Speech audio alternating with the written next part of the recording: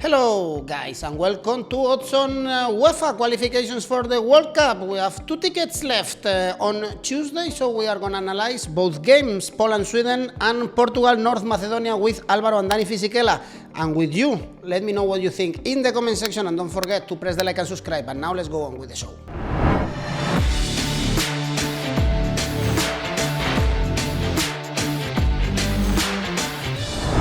Last 2 tickets for the World Cup, and we have 𝐬𝐨𝐧𝐧𝐶𝐜 and Alvaro Romeo with us. How are you guys? I thought 𝐬𝐵𝐴𝐺𝐧𝐶 was me. Very bad. Very bad. We have a very embarrassed individual here. Yeah. I'm not sure I'm gonna show my face yet. What has happened here? What has happened? Oh, We're well, not all right. gonna analyze Portugal-Italy because North Macedonia gave us a huge surprise, but we will analyze the game later. Let's start with Poland-Sweden. Remember, guys, 1 game, the winner goes to the World Cup if there is a draw.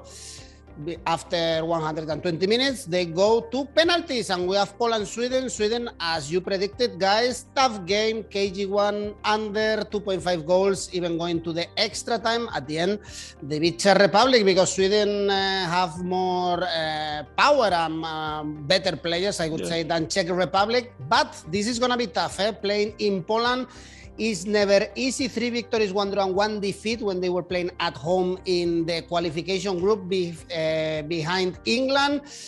Alvaro, we see Poland slightly favorites to win this game. Yes, they are, but I'm not gonna compromise too much when it comes to the full-time result because the Poland are playing at home. You're absolutely right, and at home they've been good enough to be in these playoffs, but they have lost their last 6 games against Sweden. The last one being in Euro 2020 or 2021 when they lost 3-2 in June. So I think that Sweden lately, over the last decade, has gotten the best of the Polish side. So, this one is difficult to predict. Of course, Poland is going to be more rested than the Swedish team because they didn't play a competitive game. The Swedes have to play a very tough game against the Czech Republic. I think at Poland, they rely a lot on Lewandowski, but they've got some other good strikers up front. But Lewandowski scored 8 goals in the qualifiers, 3 goals in the Euro, and I mentioned the Euro because those are the most competitive games that you can play here in European soil. And Robert Lewandowski was rested in the game against Scotland, so he's going to be the focal point of 𝐜𝐨𝐺𝐧𝐶𝐜 side. When it comes to Sweden, yes, they beat the Czech Republic. I thought that they were going to have less possession than the Czechs, to be honest. I didn't foresee them having more the ball than the Czech Republic. I think that Sweden normally is a team that sits back, and I expect them to sit back again here against Poland, away from home. Has to be said that Sweden didn't defend too well either, because in the last minutes of the game against Czech Republic, 𝐻𝐿 and especially 𝐵𝐻𝐻𝐻 had really glorious chances to send the Swedish out of the World Cup 2022. But finally, Sweden prevailed with that goal from the substitute Robin Quaison, who scored in the extra time. We know the style about the Swedish style. I mean, they conceded only 6 goals in qualifiers, 6 goals in 9 games, because they didn't concede the other day against the Czech Republic either, but they didn't defend perfectly. I want to remark this again. I mean, the Czech Republic had glorious chances to make it to this, let's call it, final. The crowd is going to be roaring, that's for sure, because it's been a sellout. 54,000 supporters here in 𝐶𝐸, where the team 𝐸𝐿 plays, by the way. I couldn't pronounce it very well. Look, if there are some odds for the cards already, you can think about it, because Poland is the 2nd team with most fouls in the qualifiers, and Sweden is the 6th. Let's remember, or let's remind everyone that Europe has over 50 countries. Well, Poland and Sweden make a lot of faults. So if there is the cards market available for you, have a look at it. I'm going to go for the following, though. Asian handicap 0 in the first half for Sweden. I like that one. That is very good. Basically, if they win, you win. And if they draw, you get a stake refund. I love that one. Or something much more adventurous, but it's worth remarking because it triples up your bet. An Asian handicap of minus 0.25 for Sweden in the first half, meaning that if they win the first half, you win. And if they draw it, you get half a lose. Do you know how much that pays? 315. And I think that is all down to the Lewandowski factor. The only thing that unbalances this tire, in my opinion, according to the bookies, or for the bookies, is Robert Lewandowski. But Sweden, it's as good as Poland, really. We saw it in the Euro. They are even better than them, or they've been better than them. So yeah, it's totally logical to think that Sweden can go through in this game. And another one that I would like here, the Asian handicap corners -1 for Poland. For what I said before, Poland is playing at home. Poland are going to attack more, and Sweden is very happy to sit back and wait. So that one is a handicap -1 for Sweden. Let me find it for you because it may have changed. In corners, that could be 196. So yeah, I like that one too. I think this game could suit a lot Sweden. We know that Sweden like to defend, sit back, hit you in the counter. If they need to take the initiative, sometimes they struggle. And they did struggle, I think, against the Czech. They didn't really create a lot of clear-cut chances apart from set pieces. And they started crossing a lot of balls in the box. And, you know, if you make it a physical game against the Czech, you're probably going to struggle. Look at the goal that Sweden scored. As soon as they put the ball on the floor and try to play passes and quick movements, they found the unlocking of the Czech Republic defense. But other than that, I think they did struggle a little bit in terms of creativity. So now, if they sit back and hit on the counter, it could help them and probably could be a same game plan as the one they did at the Euros. At the Euros, Sweden won 3-2, but they were losing.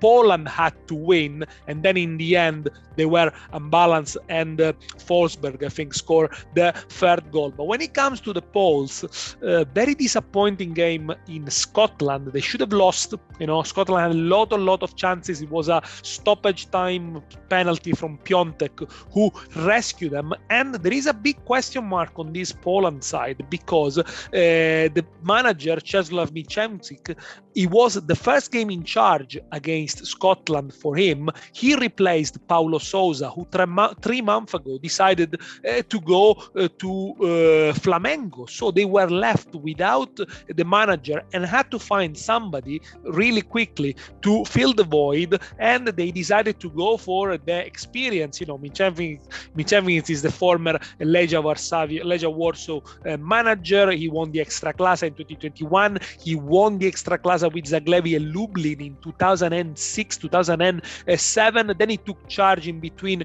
of the under 21 and did well, qualified for the 2019 championship. But, you know, he also is a manager that this season, considering how bad did Legia Warsaw did, he was sacked in October, back in the scene, in the national scene, where this character that, you know, some people say is also been involved in match fixing in Poland. But, you know, it probably might not matter for this game. But, you know, it is a guy that only has a contract until the end of the year. He might be sacked before. If he loses the playoff, that's a clause in a contract. He might extend the contract beyond 2022. But everything is in one game for a team that, as I said, is not really impressive. Of course, there is the Lewandowski factor, but then if you look at the other players on the side, experienced, they play in good teams in Europe, like, you know, Zielinski plays for Napoli, Krychowiak has a past playing in the Premier League at a decent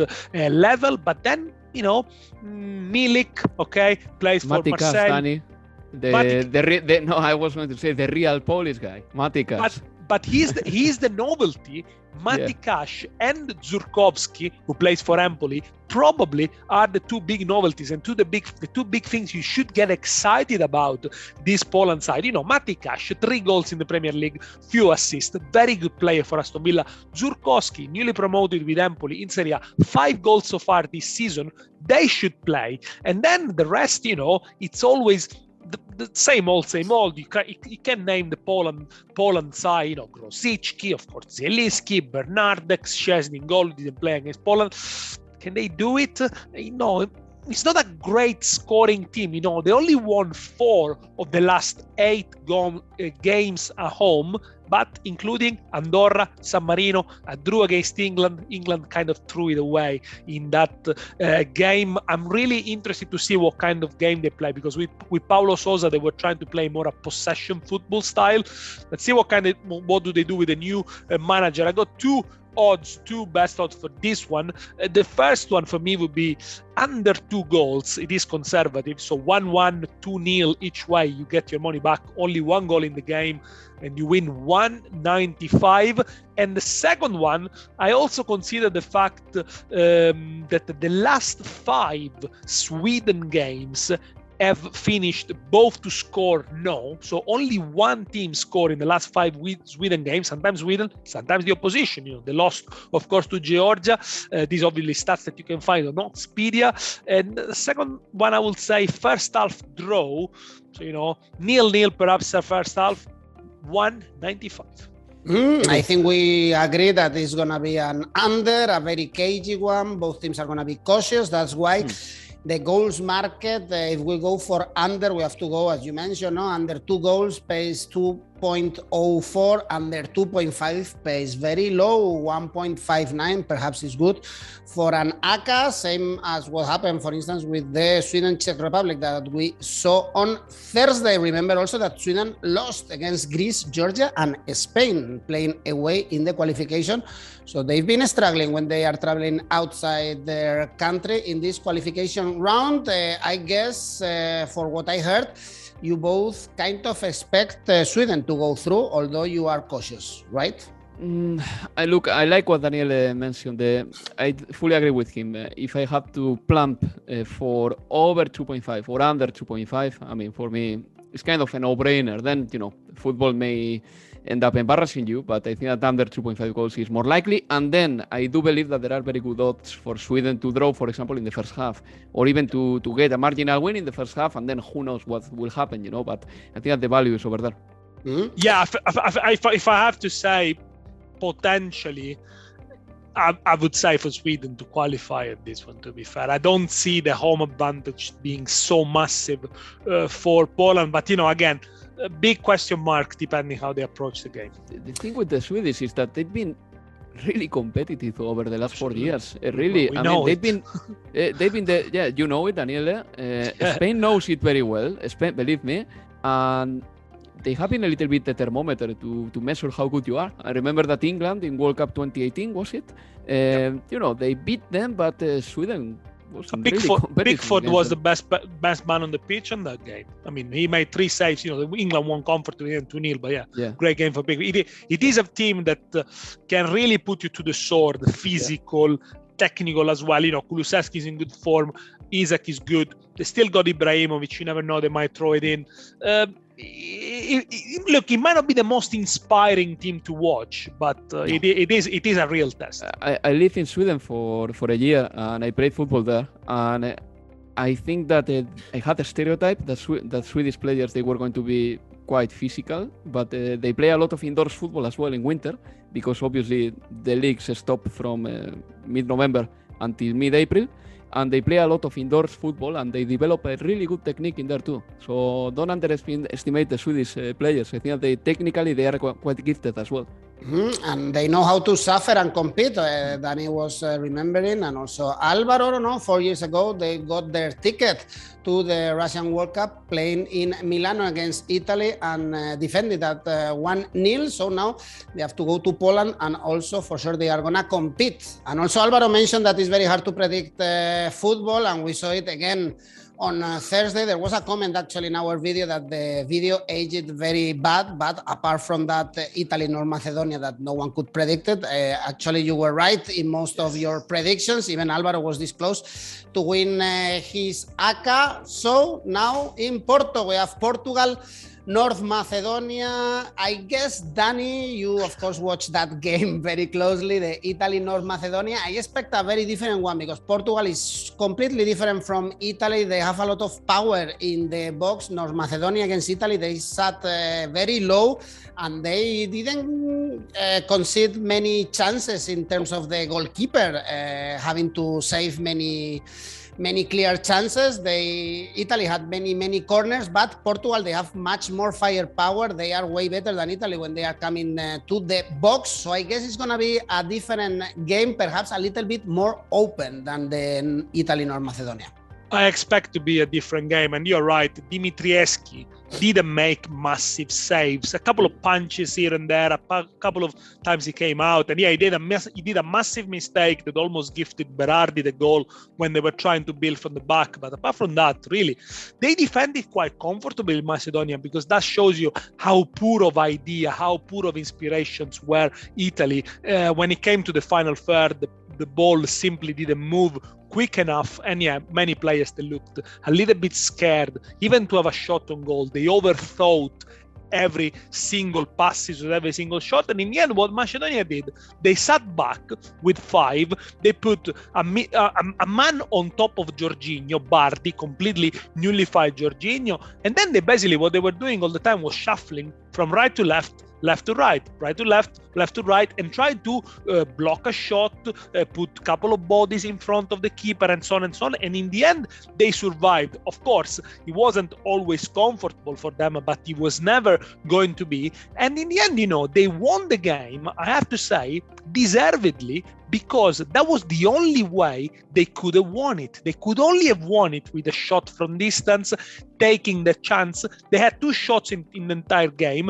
They took the chance at the end with 𝐜𝐿. It's a mistake from 𝐬𝐭𝐴 and Bastoni, who do not make a foul. It's a mistake from Donnarumma, who gets a goal from 30 minutes, which is simply embarrassing. But, credit to Macedonia, because that was the only way they could have won the game. Look, there is a fundamental difference between the way Italy lost to Sweden in 2017 and this defeat. In 2017, we lost against a team that attacked us when they played in Solna, that created us problem, that had an idea of how to play, and they had a plan to hurt us. Macedonia had nothing of it. They just knew they were going to defend from the first minute until the last minute. But, in the end, it worked for them. I think what's going to happen in this game against Portugal, Italians are going to look like, are going to see what actually a team that has got quality in the last third is going to do to Macedonia. I've also watched the highlights of Portugal against Turkey.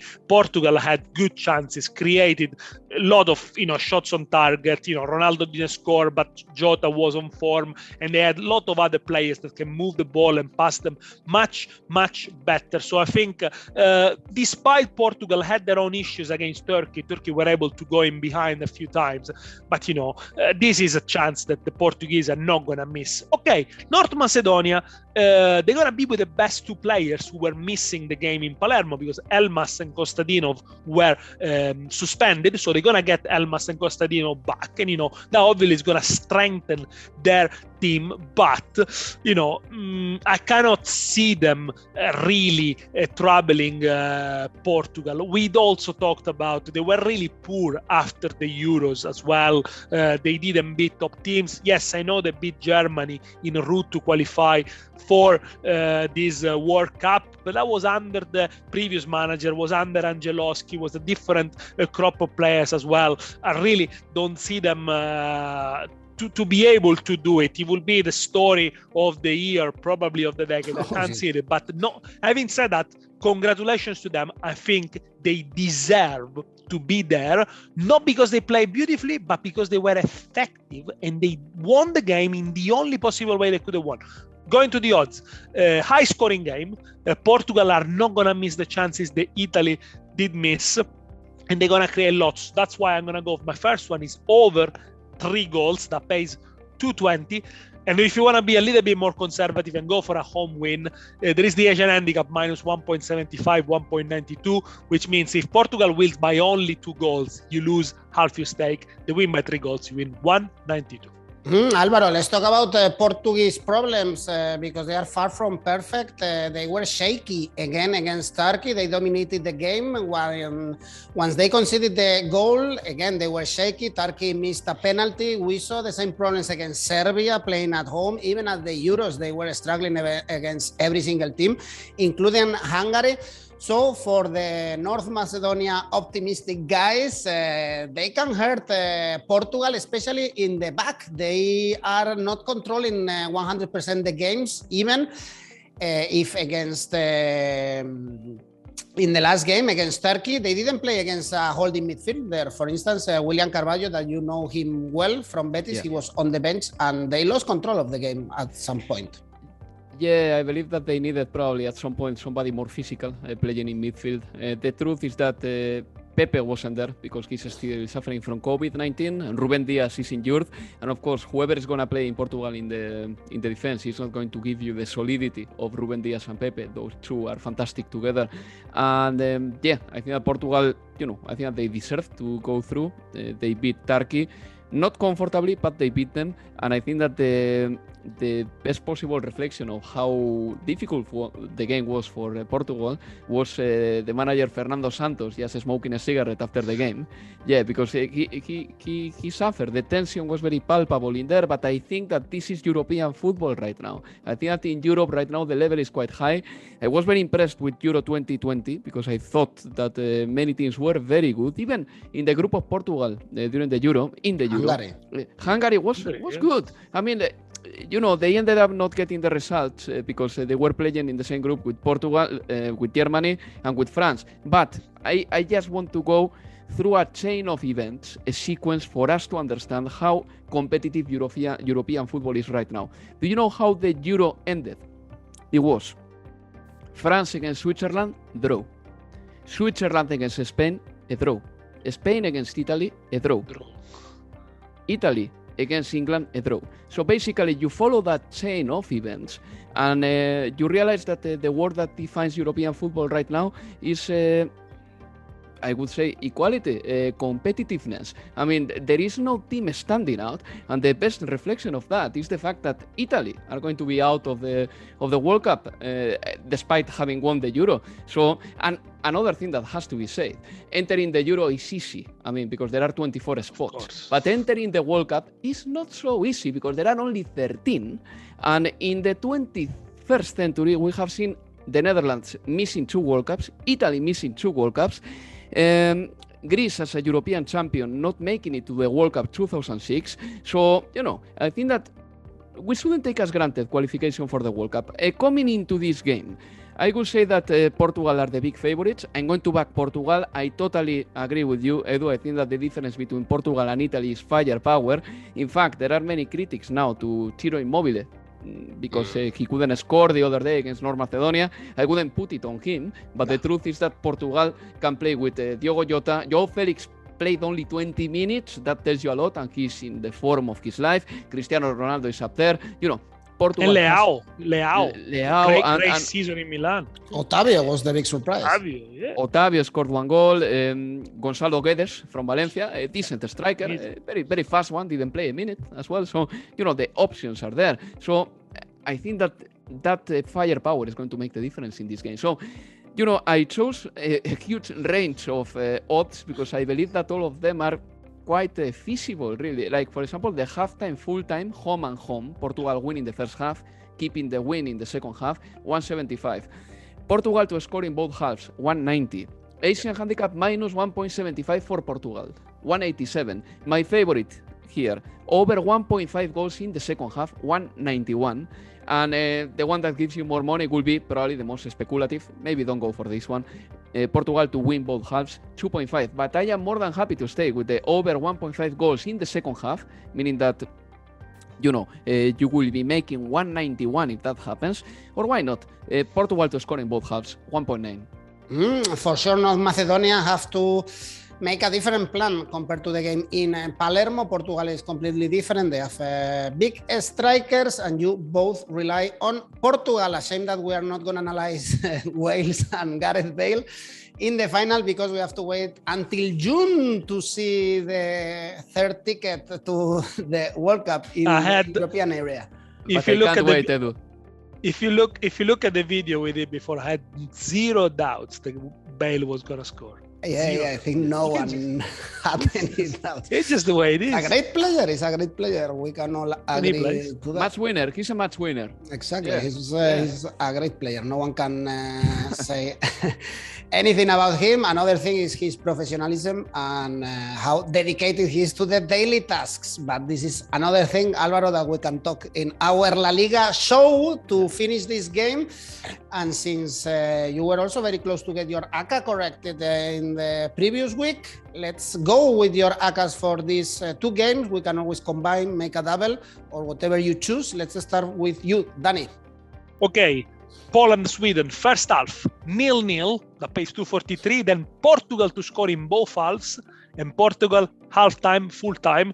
You combine all the 3, you get 8.12. And Alvaro, yours? Ambitious by Daniele. I like that one. Mine one, I'm just putting two odds together. It will be Asian handicap 0 in the first half for Sweden, and Portugal to score in both halves, as I said before. That pays 4. But if you want to spice it up a little bit, for example, you can choose the over 1.5 in the second half in the game between Portugal and North Macedonia, and that would more or less put you in the region of 8 euros, dollars, pounds, whatever you bet on. Well, guys, thank you. It's always a pleasure to analyze with you the national teams. Sorry again, Danny, and see you next week. See you in the US, maybe. Bye. See you later. Tough games to predict. We don't expect many goals in Poland. We expect Portugal to kick out North Macedonia, but we want to know your opinion. Let me know what you think in the comment section. As always, also press the like and subscribe, and if you prefer, we have a podcast for you. Thanks. Bye-bye.